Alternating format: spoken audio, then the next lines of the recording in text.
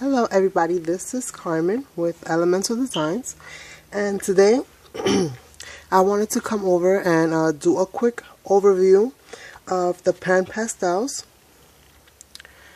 This is what they look like. And Panpastels supplied me with these so I can review them. I had requested to do a review on them. I was just very interested in trying these soft pastels out because I am a person that I have worked with the other not the other Panpastels, but the other pastels, you know, the regular stick pastels.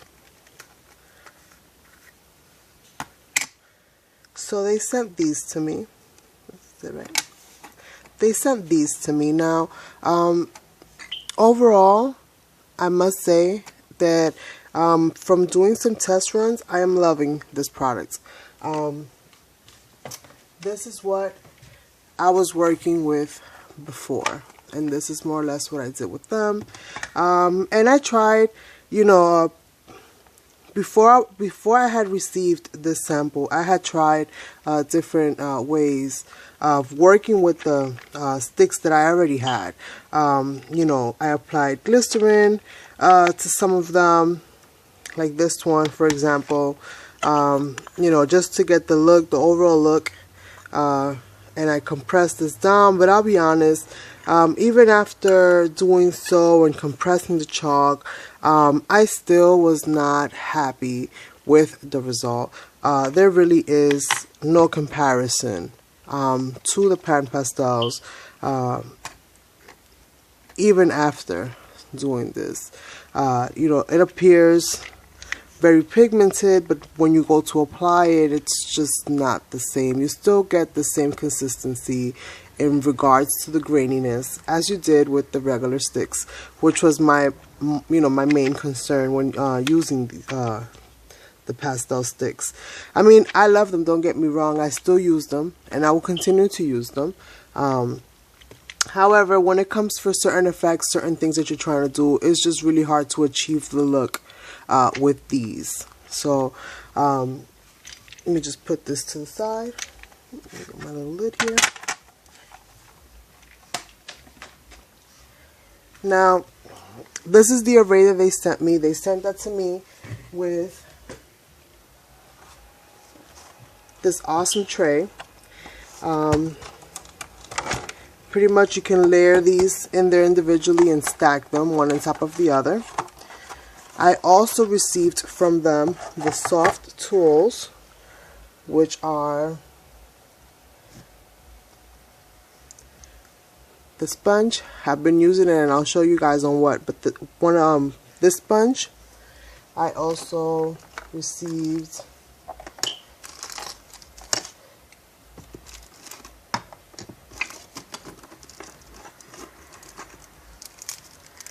this tool, which I have one on the nib, and then I still have two. And I will talk a little bit about this nib in a minute. Not this nib, but these nibs in a second. And then they also sent me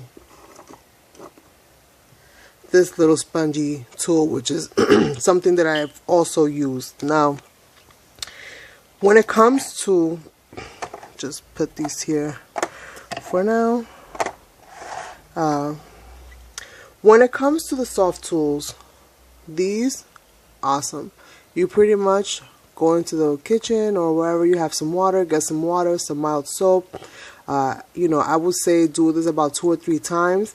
You add a few drops of soap, nothing more than that. Some lukewarm water, and you just start squeezing the pigment pretty much out of this, and within a few tries the pigment will come right out, and even though your sponge will look used, it will still be in using form once again. No issues. I've done this already quite a few times, and it always comes out good, and I'm always able to go into, you know, the next process once I let it dry, because you will have to let this dry. I'm able to go into the next process, no problem. Now, when it comes to the nibs, this is the part that I'm not too satisfied with. When it comes to the nibs, I find that they break down rather easy. This was a pack of 5. I have 3. I've already lost 2, if you will, through using. They start to kind of open up. I don't know if you guys can see that very well. Hopefully you can. See. But they start to kind of open up. They start to frill apart. I wish that your sponge was more like this. If you guys had something like this that you could just insert, even, you know, obviously with not the thickness, but even half that thickness would be a lot better and a lot more durable than this. You guys are going to go through these nibs like crazy if you're somebody that, you know, do a lot of pastel work. And also once you start layering textures, especially for like mixed media, once you start layering textures and colors, this is going to be an issue. You're most likely going to end up using one of your big sponges, but you don't get the same control as this. This you can do little areas at a time because it's smaller. With this, you're pretty much going to be blotching color everywhere, which works well for mixed media depending on what you're working on. If you're working on a background, then you're good to go. If you're working on a face, this is the way to go. So, yeah, it's going to be a little bit of an issue there. But otherwise, I mean, these are reusable. These I would not consider them reusable because after a couple applications, if you wash this and reuse it again, it's only going to weaken the material, and it's going to be hard. Oh, another thing before I forget, putting this thing in there, it is a labor of love, let me tell you, because it is not the easiest thing. And I guess after you've put them on a few times, it becomes a little bit easier. But when you take a brand new one, like let me show you, when you take a brand new one, you struggle a little bit to put this on, which is another thing that I really didn't care for too much, because in doing that the very first time, I actually started a rip on my little spongy. Like, you see how big that hole is? It's not very big at all. So I started a rip in the sponge from putting this on, but you kind of have to massage it on. Kind of have to massage it on. Once it's on, it's good. That's definitely a plus to this. Once it's on, it's good. It's not going nowhere. You know, it's very secure. It's very secure. But then again, like I said, the downfall is just it starts to break apart rather easy. And I wasn't even working on rough textures, and it started to rip apart. I wish that I can show you what the other one looks like, and that was only with a few applications, just using it a few times. So that's the one thing that I don't really like. Like I said, if I have one suggestion for them, it would be to make these nibs more like these sponges, and do your little slits, and more or less this would probably be a better way to go, even though it's a little bit thicker and rougher. But at the end, it's about getting into small places and being able to blend. If you can get this shape, like this shape, but with more thickness, I think you will accomplish that. So that's that for that. As far as the colors are concerned, they have many different colors. They work in many different tints and shades. Like this one is red iron oxide, and it's a tint, but it's more like a beige. And I'll show you guys what I did with these. I was working on a piece last night so that I can show it to you, so you guys can see the kind of work that you can do. And then I'll do a test papers just to show you some of the things that you can apply, or some of the things that you can do while working with these that you might not have the benefit of doing working with regular pastels. And again, I don't knock regular pastels. They do their job. You know, and I've been using them for quite some time, and I love them. But the way that I use them mostly is with water. So I turn them into like a watercolor. You know, I layer the color down, and then I apply water over it to turn it into like a watercolor. So for that purpose, I mean, they do the job for me. But when it comes to just wanting to do some dry work for a change, these worked a lot better. So this is, let me see if I can zoom her in. This is the picture that I did. I don't know if you guys can see, but it's very well balanced. There's really no marks. I did that mainly with red oxide tint. That's how it is, red iron oxide tint. For the hair, I use this one, which is a magenta extra dark. Okay, beautiful color.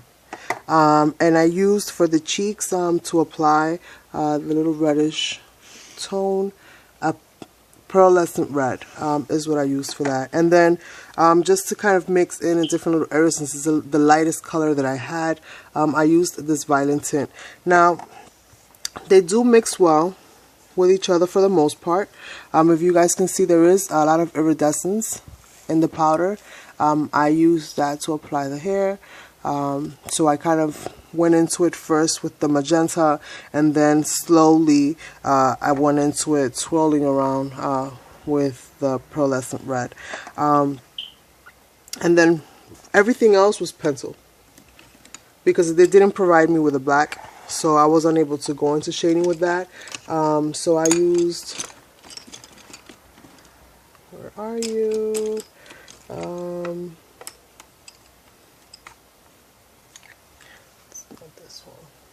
Well, I used a pencil.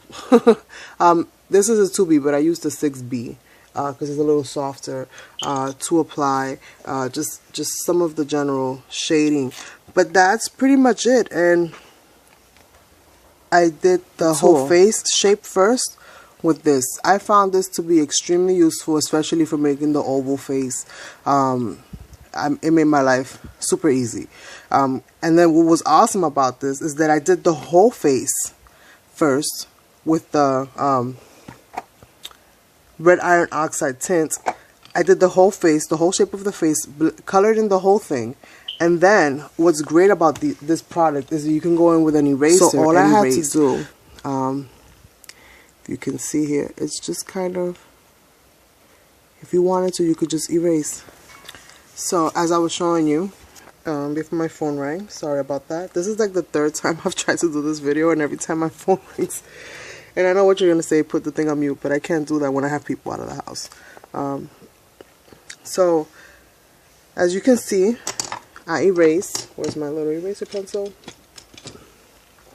It's very easy to erase. So all the whites of the eyes, there's no pigment in there. I just erased the paper.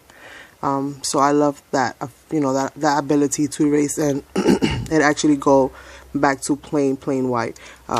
It really left no residual, which is really good. The only thing that I did find is that if you do layer colors, so let's say you have two tones, one on top of the other, it will be a little bit more difficult for you to erase the entire space. It will not all the way go back to white. It will more or less leave some of that residual color in there. But it's real easy to fix once you do erase, because you can just go back into it with your color and it blends out more or less seamlessly. You can just go back in there and apply it, and you really don't have much of an issue. You can apply it with your fingers to blend it out. You can use a Q-tip, which is how I did a lot of the finer details. These are some of the Q-tips that I was using to apply the different colors and just blend them in. But I really did like how this face overall blended out and came out. Like this area here, I'm not too happy with. It's a little darker for my taste. So I can just go into it.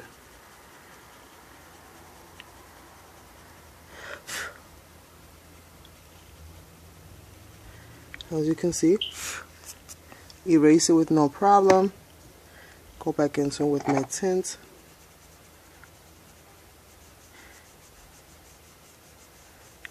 And just blend that out.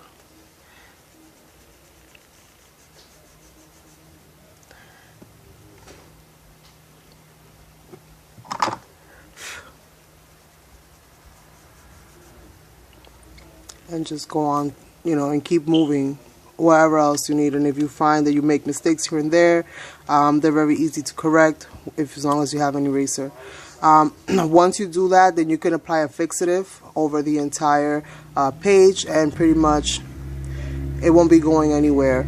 You can also use this with gel mediums, but when you do apply your color, just know that once you apply the gel medium, because you can work with these with like different mediums, there will be some movement in the color, so just be aware of where you're applying it. If you don't want any movement with the color, then the way to go is to apply a fixative first and then continue to work on your surface and continue to build whatever picture you're trying to make. But this was just a test run. As you can see, the scribbles all over the place. I just wanted to see how it all, you know, worked together, and I'm really happy with the product itself. So I definitely do recommend. The only thing that I do not like, well, it's not convenient for me, I would say, is the pricing. They're quite expensive, especially for the amount. And I don't mean the amount of product that you get. I mean you get a few of these. I think it's like 5 of them, 5 or 6 of them, you know, per stack. And you know, it's you can buy several packs of chalk pastels with what you buy one of these sets. Even individually, they are quite pricey. So that was the one downfall for me. That's why I haven't purchased these on my own, because every time I wanted to go and purchase them, the price just kind of was a big setback for me, which is why I tried to make my own versions, because there's really no replicating this product. You know, you guys can try to come close, but it really will never be the same. So after I tried it and I really didn't like it, I just didn't even bother, and I just put the rest of them in like little trays, and just, you know, use them however. And some of them are gonna, you know, some of them I grinded to turn it into like a loose powder. But again, it's pretty much the same thing. It's pretty much the same thing. The only thing that you get is just the looseness of the powder, which might be a little bit easier to blend. But overall, I do recommend this product, and I do hope that I'll be able to acquire, you know, more colors in the future. I don't know how many I'll be able to acquire, how fast, due to the pricing, but it is a goal of mine to be able to, you know, achieve the whole collection over time. But yeah, it's a very good product, and I definitely do recommend it. So if you haven't, or if you don't know what these products are, this is the name of the product. It's Panpastels Artist Pastels. They're by Colorfin. And I'm going to leave the link to their website down below in case you're interested in purchasing these and trying these out. And I'm just going to do a very quick demonstration here just to show you. This is just a regular index card, just to show you again what some of the benefits are to this product. The smoothness in the application is awesome.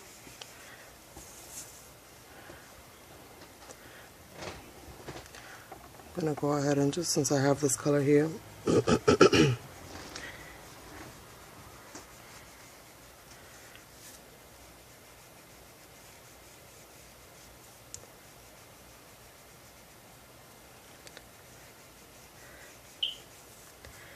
the product goes quite a long way.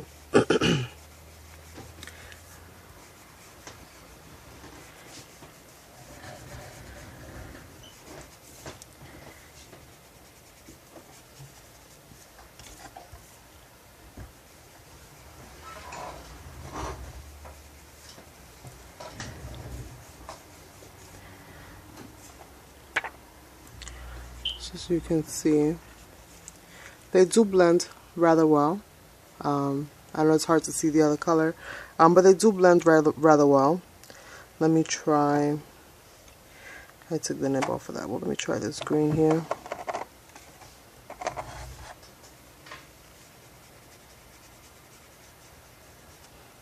And these sponges are due for a cleaning. So I do recommend that once you use them, you do a cleaning between uses, so that you can start with a fresh palette every time, or be able to start fresh every time. So as you can see, they do blend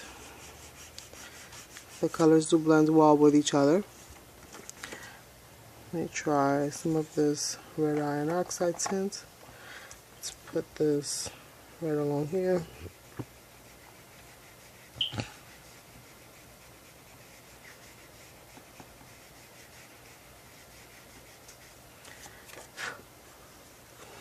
As you can see, it does blend rather well into the next one. The iridescent colors have a very nice shimmer to them.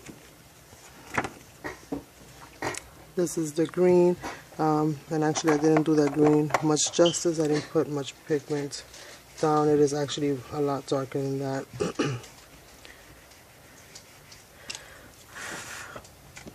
And as far as erasing, which is the coolest part of it all,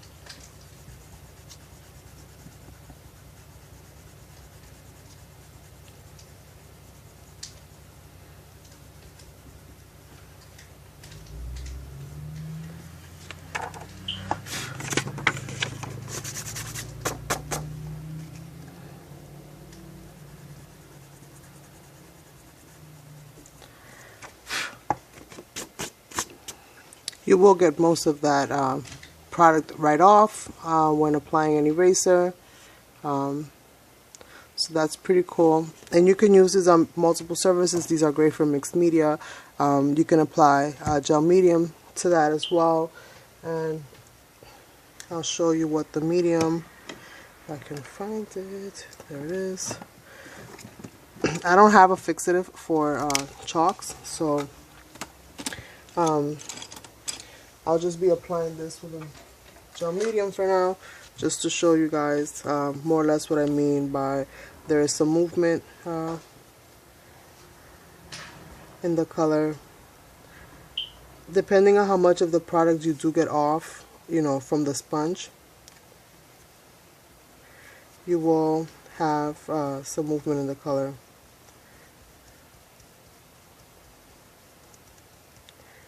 And as you guys know, I left that corner there white, but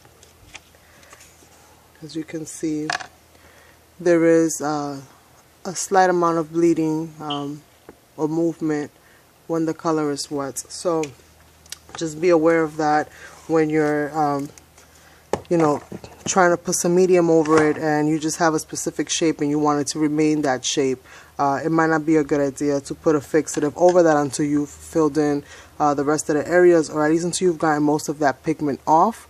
But actually, you know, the fixative that is designed for chalk is the best way to go about sealing these, you know, these pictures when you make them.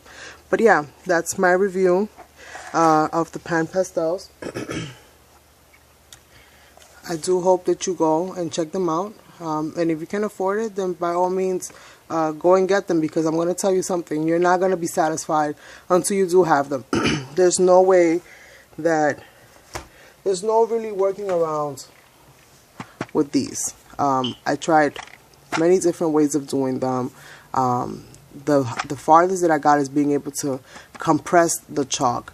But when it comes to the actual color, when it comes to the actual pigment, and I use Lowell and Cornell, that's the brand that these are, which they're very good, they're very vibrant colors, but at the end of the day, when it comes down to wanting to duplicate, you know, the effects, the way that the smoothness of this, it's just not going to happen.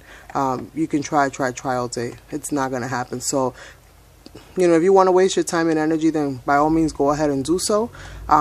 If that's, you know, if that's not something that you're trying to do, then, you know, go for the real. Go and check these products out. So thank you so much for watching.